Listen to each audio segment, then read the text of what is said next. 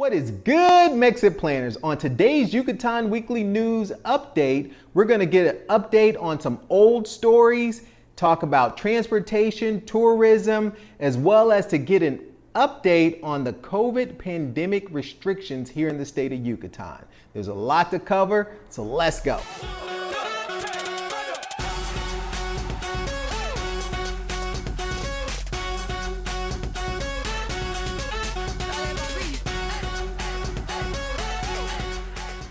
Thank you to my subscribers for joining me again. If you're new to the channel, know that this is the place to get your update on all things expat related questions, as well as what's popping here in the Yucatan Peninsula. So stay tuned, subscribe, hit that button for me. Thank you. The news cycle this week has really been focused on a few topics. The first being the sustainable stadium that they're building here in Merida inside the periferical or inside the perimeter, which is, basically in the city limits.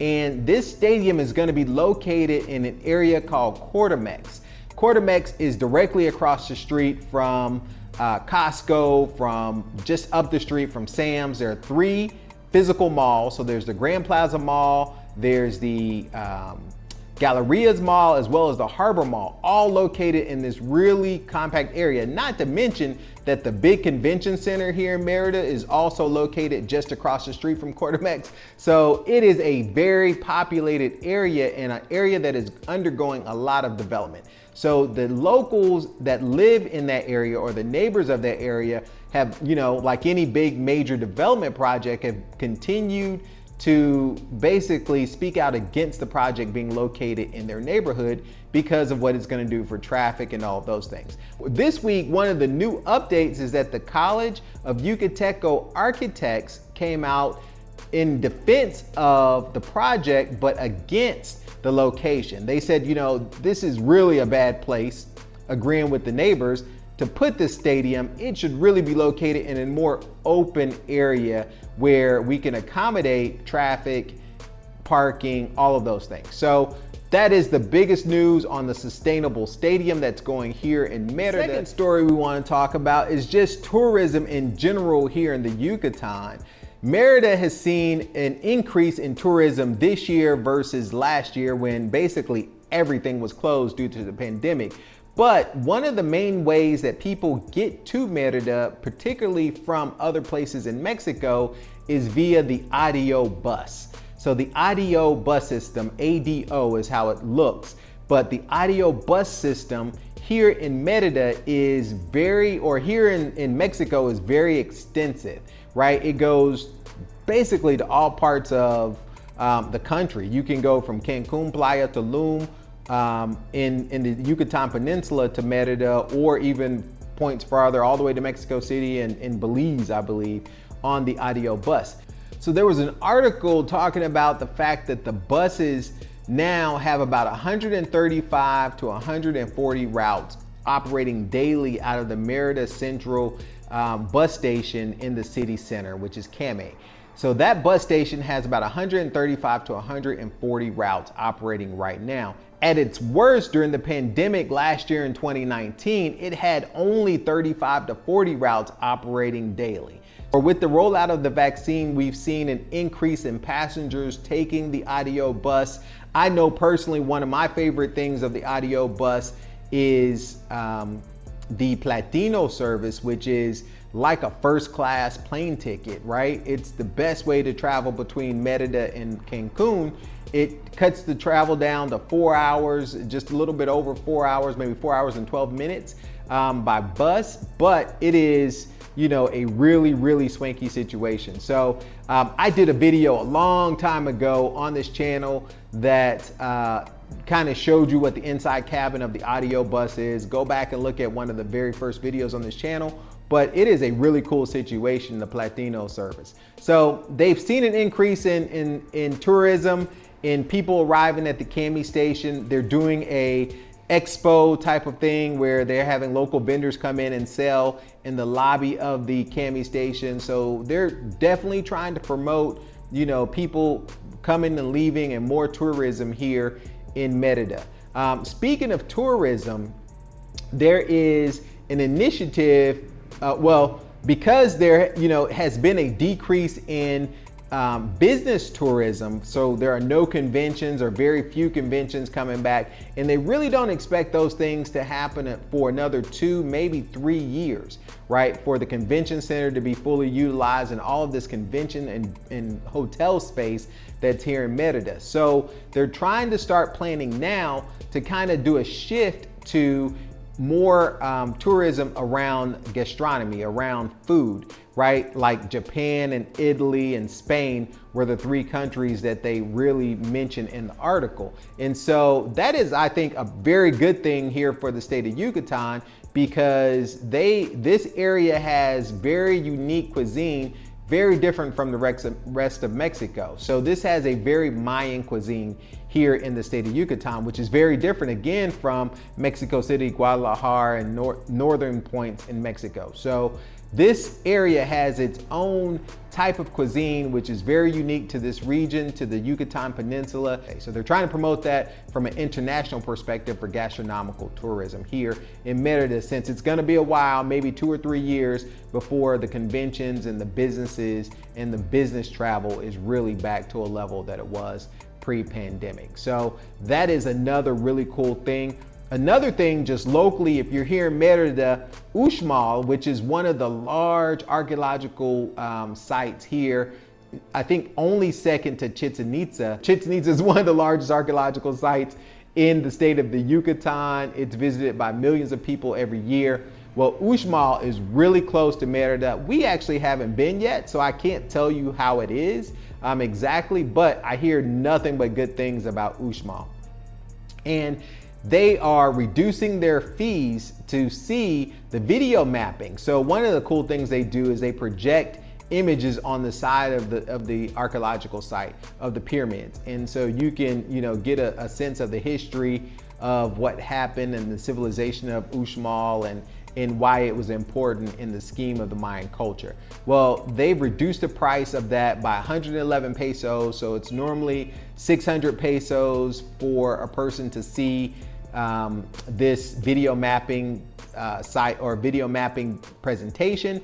It is now going to be $4.99. So 499 pesos will get you in to see the video mapping. It's happening right now with the current restrictions on Saturdays, Sundays, and Mondays from 8:15 to 9 o'clock. And when they open back for full service, it'll be happening every day from 8:15 to 9 o'clock. But from mid-September right now until the end of October, they're having this reduced fee of 499 pesos to see the video mapping at Uxmal. I believe reservations are required, so check into that before you roll out there. But this is one of the closest archaeological sites to the city of Merida.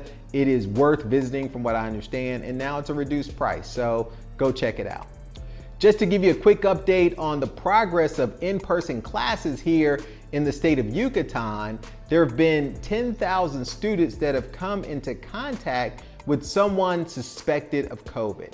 So they don't have COVID, or they're not confirmed to have COVID, but there have already been, with contact tracing and all those things, 10,000 students that have come into contact with someone that may have had COVID.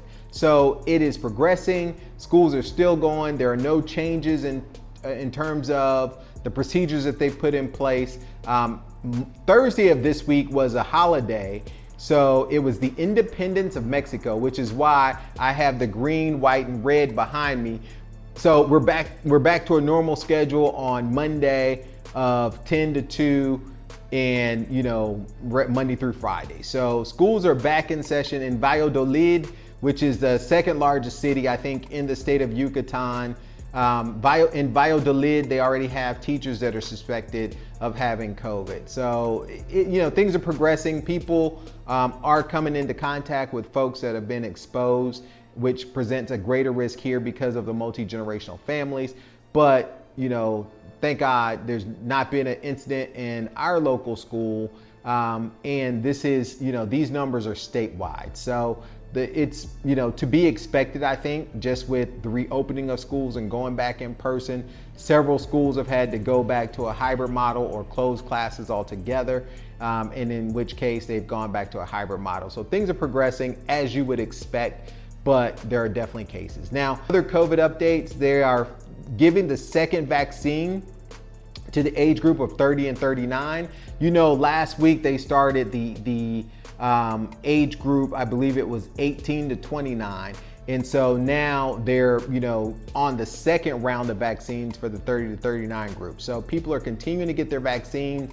Many folks have already, if you're over 39, you've probably already received your second dose of the vaccine. So the rollout is slow, but it's progressing and it's steady, which is allowing us to do a couple of new things. So as of last Saturday, the beaches of Progreso are now back open. If you remember my video from, I believe, the previous week, they were kicking folks off the beach if you were not at one of the beach clubs that were kind of like the end of the Malecon. Well, the Malecon in Progreso, in the beach on the Malecon, is now open. The actual Malecon itself is closed to vehicular traffic, so you can't drive down the Malecon, but you can go to the beach, you can patronize the restaurants, the vendors are back out, all things are, the sea's open, all things are good when it comes to having a beach day on the weekends back in Progreso. So the beaches are open as of last week, Saturday, I believe it was today is the 19th or the 18th. As of Saturday, the 11th, the beaches are open. As of Monday the 20th of September, you're going to be able to drive your car on Sunday, Monday, and Tuesday and Wednesday without restrictions. So they're lifting the curfew on driving from Sunday to Wednesday. Now, Thursday, Friday, Saturday, curfew still in effect. It's in effect from 11:30 p.m. to 5 a.m. the following day. So on Thursday, Friday, Saturday, there's still going to be restrictions. Also, and this is, the first time that this has happened since the pandemic, but they're opening back the sports complexes. So there's a couple of big sports complexes here where people go and work out. They use the gym, they take dance classes. There's a track, there's all of these things, soccer programs, the rowing facility, all of these things are now back open and able to, have folks come back and participate in those activities with restrictions, with, wearing the cubrebocas and things of that nature. Restaurants also are going to be able to operate 24/7 if they choose from Sunday through Wednesday, as well as casinos. And I would assume that would also include bars that operate, that have a kitchen, or bars as well, are going to be able to open back up from Sunday to Wednesday. So things are opening back up here. We're moving back in a more positive direction. There's still going to be restrictions on the weekends, and who knows how long that will last. I guess if there's no surge in the COVID numbers, then we will continue on this path of reopening the city and in having everything accessible. What's funny to me is we generally eat in between 6 and 8. And so generally the restaurants, even before COVID, were pretty empty at that time. Most folks here eat really late. So 9, 10, o'clock is when they eat, because it's so hot during the day that they generally eat a light, a heavier breakfast, a light lunch, and then they eat dinner really late. So this would be, more obviously beneficial for those folks that eat a little later. But for us, it doesn't really change much for what I do. I'm gonna be in the house and probably sleep by 11:30 on most nights, particularly during the week. And there's not a whole lot of 24/7 anything that I need access to. So what do you guys think about the stories this week? Leave me comments below. Let me know. Let's talk about it. There you go. That is the weekly news update for this week. I hope you guys enjoyed it. If you did, do me a favor, hit the thumbs up, press that like button, and subscribe. Yo, YouTube told me only 10% of my subscribers have hit that notification button. Please do me a favor, hit that notification button so that you're notified as soon as I post new content. Thank you guys for watching. Until next time, this is MexitPlans Monty. I'm out.